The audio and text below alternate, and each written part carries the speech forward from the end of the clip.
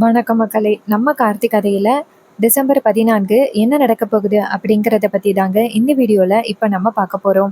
இந்த வீடியோவுக்கு மறக்காம லைக் பண்ணிக்கோங்க. நீங்க லைக் பண்றது தான் எங்களுக்கு அடுத்த வீடியோ போடுறதுக்கு ரொம்பவே இன்ட்ரெஸ்டிங்கா இருக்கும். ஸோ மறக்காம லைக் பண்ணிட்டு இந்த வீடியோவை பாருங்க. என்ன நடக்குது அப்படின்னு பார்த்துக்கிட்டிங்கன்னா, நம்ம ஹீரோ வந்துட்டு தன்னோட அதிகாரத்தை பயன்படுத்தி எப்படியோ வெளியில வந்துட்டாரு. ஆனா இந்த விஷயத்தை பத்தி அந்த வில்லிக்கு சுத்தமா தெரியாது. நம்ம ஈஸ்வரியை நேரா வில்லிய ஹாஸ்பிட்டல் கூட்டிட்டு போயிட்டு ட்ரீட்மெண்ட் பண்ணி வீட்டுக்கு கூட்டிட்டு வராங்க. அங்க வந்ததும் ராஜா நேரா ஈஸ்வரிய பார்த்து, இங்க பாரு, உன் தங்கச்சி சொன்னா அப்படிங்கிறதுக்காக நீ மாப்பிளைய இப்படி சந்தேகப்பட்டது ரொம்பவே தப்பு. அதுக்கு ஈஸ்வரி சொல்றாங்க, இங்க பாருங்க, இவ்வளவு பெரிய ஆபத்துல என் தங்கச்சி சிக்கி வெளியில வந்திருக்கா, அது உங்களுக்கு பெரிய விஷயமா தெரியலையா அப்படின்னு சொல்லி கேட்க, அதுக்கு ராஜா சொல்றாரு, இங்க பாரு, உன் தங்கச்சி சொன்னதையா நீ நம்புற? உன் தங்கச்சி எப்பேற்பட்டவ அப்படிங்கிறது உனக்கு தெரியாதா? அவ சொன்னதை போய் நம்பி மாப்பிளைய அதிகாரிங்க கிட்ட பிடிச்சு கொடுக்கலாம் அப்படின்னு நீ முடிவு பண்ணியிருக்க. நீ பண்ணது ரொம்ப பெரிய தப்பு ஈஸ்வரி. அதுக்கு ஈஸ்வரி சொல்றாங்க, இங்க பாருங்க, நான் பண்ணது எந்த வகையிலையும் தப்பு கிடையாது. ஏன் தங்கச்சியை காப்பாற்றணும் அப்படிங்கிறதுக்காக நான் எப்படி ஒரு முடிவெடுத்தேன். அதுக்கு வில்லி சொல்றாங்க, அக்கா விடுக்கா, இந்த வீட்டில் யாருக்குமே என் மேல கொஞ்சம் கூட நம்பிக்கையே இல்லை. நீ பேசி எந்த வித பிரயோஜனமும் இல்லை, வாக்கா அப்படின்னு சொல்லி போறாங்க. ராஜா இதை பார்த்துட்டு, ச்சே, இந்த சந்திரா ஏன் தான் ஈஸ்வரி கிட்ட கண்டதையும் சொல்லி கொடுத்து இவ்வளவு பெரிய பிரச்சனையை உண்டாக்குறானே தெரியல. ஈஸ்வரியும் இவ சொல்றது எல்லாத்தையுமே நம்பி மாப்பிள்ளை தான் தப்பு பண்ணியிருப்பாங்க அப்படின்னு அவன் நினைக்கிறா அப்படின்னு ரொம்பவே கோவப்படுறாரு ராஜா. அப்ப மயிலு சொல்றாரு, மாமா, எப்படியாவது நம்ம சகலைய போயிட்டு காப்பாத்தணும் மாமா. நம்ம போயிட்டு அதிகாரிங்க கிட்ட எப்படியாவது கெஞ்சி மாப்பிள்ளையே வெளியில கொண்டு வரணும். மாப்பிள்ளை நமக்கு எவ்வளவு உதவி பண்ணியிருக்காரு, அவருக்கு கண்டிப்பா நம்ம உதவியை செஞ்சே ஆகணும். அதுக்கு மயிலு ராஜா சொல்றாரு, ஆமா மாப்பிள்ள, சரி வாங்க நம்ம போயிட்டு அதிகாரிங்க கிட்ட கேட்போம் அப்படின்னு நேரா அதிகாரிங்களை பார்க்கறதுக்காக போறாங்க. அப்ப ராஜா நேரா அதிகாரிங்க கிட்ட, சார், கார்த்தி என்னோட மாப்பிள்ளை சார், அவர் எந்த தப்பும் பண்ணியிருக்க மாட்டாரு சார், அவரை ரிலீஸ் பண்ணுங்கன்னு சொல்றதுக்காக தான் வந்திருக்கோம் சார். புகார் கொடுத்தது என் பொண்டாட்டி தான், அவ தெரியாம புகார் கொடுத்துட்டா சார். அதிகாரிங்க சொல்றாங்க, சார், அவர் எப்போவோ ரிலீஸ் பண்ணி போயிட்டாரு சார், வக்கீல் வந்துட்டு ஜாமீன் கொடுத்து கூட்டிட்டு போயிட்டாங்க. ராஜா சொல்றாரு, அப்படியா சார், ரொம்ப நன்றிங்க சார் அப்படின்னு மயிலுக்கிட்ட, இங்க பாருங்க மாப்பிள்ள, அவர் வீட்டுக்கு போயிட்டாராம், ரொம்ப நல்லது, அவரை போய் பார்க்கலாம் வாங்க அப்படின்னு சொல்லிட்டு போறாங்க. நேரா ரெண்டு பேரும் ஹீரோவை போய் பார்க்குறாங்க. அப்போ மயிலே நேரா ஹீரோவை பார்த்து, சகல, சின்னத்தை இந்த அளவுக்கு இறங்குவாங்க அப்படின்னு நான் எதிர்பார்க்கவே இல்லை. என்ன மாப்பிள்ள இப்படி பண்றாங்க? ஹீரோ சொல்றாரு, அவங்களுக்கு அந்த அளவுக்கு என் மேல கோவம் இருக்கு, அதனால தான் அவங்க அப்படி ஒரு முடிவு எடுத்திருக்காங்க. சரி பரவாயில்ல, அவங்கள பொறுத்த வரைக்கும் நான் வந்துட்டு உள்ள இருக்கணும், அதுக்காக இப்படி பண்ணியிருக்காங்க. இப்ப செங்கல் சூளையை வந்து சேல்ஸ் பண்ணணும் அப்படின்னு சொல்லியிருந்தாங்கல்ல, அந்த செங்கல் சூளையை நான் வாங்கிடக்கூடாது அப்படிங்கிறதுக்காக தான் அவங்க இப்படி பிளான் பண்ணியிருக்காங்க. அதுக்கு மயிலு சொல்றாரு, ஆமாங்க சகல, அப்படியே தான் இருக்கணும், அதனால தான் அவங்க இப்படி பிளான் பண்ணியிருக்காங்க. மாப்பிள்ள, என்ன நடந்தாலும் சரி, அந்த செங்கல் சூளைய நீங்க வாங்கிருங்க. அப்ப ராஜா சொல்றாரு, ஆமா மாப்பிள்ள, நீங்க எப்படியாவது வாங்கிருங்க. ஹீரோ சொல்றாரு, நான் போனேன் அப்படின்னா கண்டிப்பா எனக்கு அவங்க கொடுக்க மாட்டாங்க, நான் இன்னொருத்தரை வச்சுதான் அதை வாங்கணும். என் அண்ணனை பத்தி கண்டிப்பா வந்துட்டு அத்தைக்கு தெரியாது, ஸோ என் அண்ணனை வர சொல்ல போறேன். ராஜா சொல்றாரு, சரிங்க மாப்பிள்ள, உடனே வர சொல்லி வாங்குங்க அப்படின்னு சொன்னதும் நம்ம ஹீரோ நேரா அவங்க அண்ணன் அருணுக்கு ஃபோன் பண்றாங்க. அருண் ஃபோன் அட்டன் பண்ணி சொல்லு அப்படின்னு சொல்ல, ஹீரோ சொல்றாரு, அண்ணன் உன்னால ஒரு வேலை ஆக வேண்டியது இருக்கு. அருண் சொல்றாரு, சொல்லுடா. ஹீரோ சொல்றாரு, அண்ணன் அத்தை வந்துட்டு ஒரு செங்கல் சூளையை வச்சுதான் இவ்வளவு பெரிய நிலைமைக்கு வந்தாங்க. இப்போ அந்த செங்கல் சூளைய ஏலத்துல விட போறாங்க. அது கேப்பார் பேச்சு கேட்டு இப்படி பண்றாங்க. அப்ப அருண் சொல்றாரு, என்னடா இப்படி சொல்ற, அந்த செங்கல் சூளைனால தான் அத்தை அவ்வளோ பெரிய நிலைமைக்கு வந்தாங்க அப்படின்னு சொன்னேன், அதை எதுக்குடா அத்தை போய் விற்கிறாங்க? அதுக்கு ஹீரோ சொல்றாரு, இது எல்லாமே சின்னத்தையோட ஏற்பாடு. அந்த செங்கல் சூளையை வித்துட்டா அத்தையை எப்படியும் ஜீரோ வைக்கிறலாம் அப்படிங்கிறதுக்காக இப்படி பண்றாங்க. ஆனா அவங்களுக்கு தெரியல, அத்தை தானாவே உயர்ந்து வந்தாங்க அப்படின்ட்டு. அதுக்கு அருண் சொல்றாரு, சரிடா, அந்த செங்கல் சூளையை வாங்கணும் அவ்வளோதானே. அப்ப ஹீரோ சொல்றாரு, அண்ணன் அதுக்கு முன்னாடி நம்ம தான் அந்த செங்கல் சூளையை வாங்கணும் அப்படின்னு அத்தைக்கே தெரியக்கூடாது. அப்படி தெரிஞ்சிச்சுன்னா அந்த செங்கல் சூளையை நம்ம பேருக்கு கண்டிப்பாக கொடுக்க மாட்டாங்க. நம்ம வேற ஏதாவது பிளான் பண்ணி தான் அந்த செங்கல் சூளையை வாங்கணும்.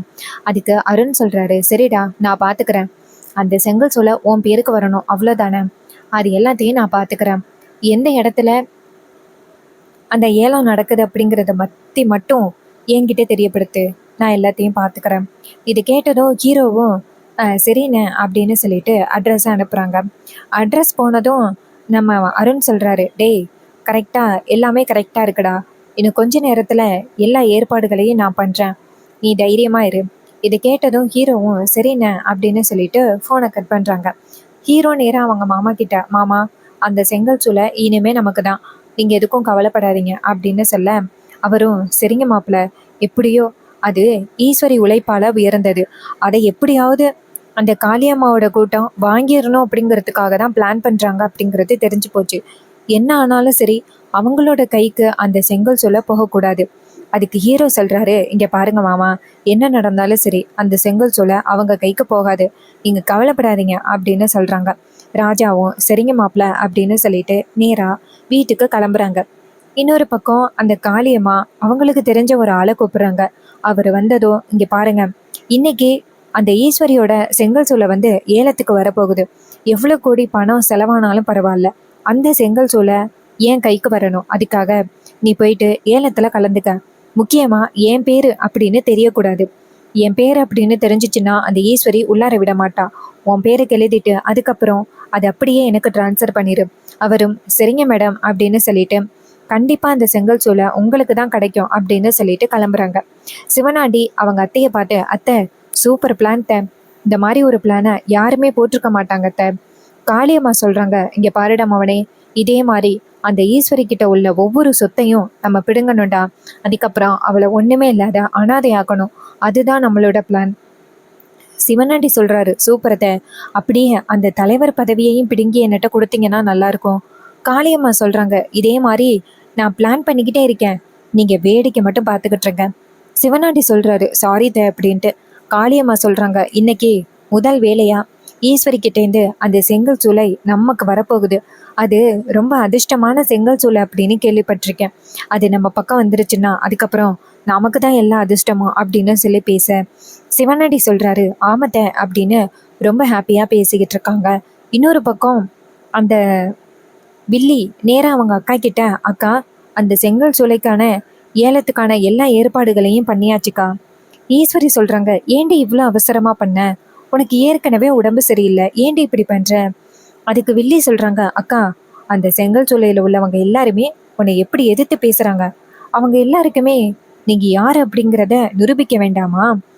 அவங்க எல்லாரும் ரொம்ப ஓவராக பண்ணுறாங்க. அவங்க கிட்ட நீ யார் அப்படிங்கிறத நிரூபிக்கணும்.